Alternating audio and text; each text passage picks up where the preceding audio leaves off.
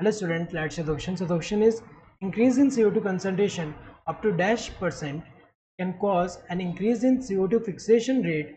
Beyond this, the level can become damaging over longer periods. यहाँ पे एक statement एक ब्लैंक है, बताने की कौन सा ऑप्शन में करेक्ट दिया रिगार्डिंग दिस ब्लैंक. तो CO2 की अगर हम बात करें तो फोटोसिंथेसिस के लिए जो CO2 जो है ये मेजर लिमिटिंग फैक्टर है. CO2 is the major limiting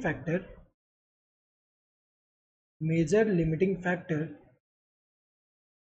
for photosynthesis. अगर हम देखें यहाँ पे तो लिमिटिंग फैक्टर का मतलब क्या है, जैसे एग्जांपल अगर हम देखें, जैसे फोटोसिंथेसिस एक केमिकल जो प्रोसेस है इसको अफेक्ट करने वाले मैनी फैक्टर्स है, लेकिन इनमें से जितने फैक्टर्स हैं इनमें से ये वाला फैक्टर है जो कि अपने मिनिमल वैल्यू के नियरेस्ट है, तो ये डिटरमाइन करेगा इसका रेट. अगर हम देखें यहाँ पे तो CO2 का कंसंट्रेशन एटमॉस्फेयर में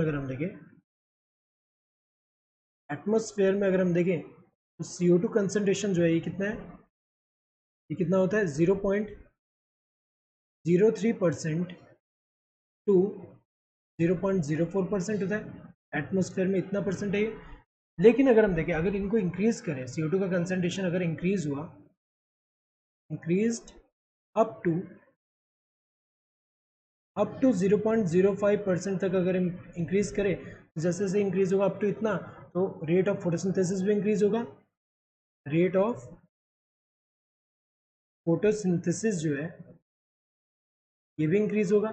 लेकिन इसके बियॉन्ड अगर कंसंट्रेशन हुआ CO2 का तो क्या होगा, यहाँ पे जो है ये प्लांट को जो है डैमेज कॉज कर सकता है अगर लॉन्गर पीरियड तक ये हुआ तो कंडीशन. तो अगर हम देखें यहाँ पे क्या आना चाहिए, यहाँ पे जो आएगा 0.05% आएगा, क्योंकि अप टू 0.05% तक ये जो कार्बन डाइऑक्साइड का फिक्सेशन रेट जो है ये इंक्रीज होगा, और इसके बियॉन्ड जो है ये डैमेज कॉज कर सकता है, यहाँ पे डैमेज कॉज करेगा यहाँ पे. तो अगर हम देखें यहाँ पे इनमें से कौन सा करेक्ट है, दिस फोर्थ वन 0.05%.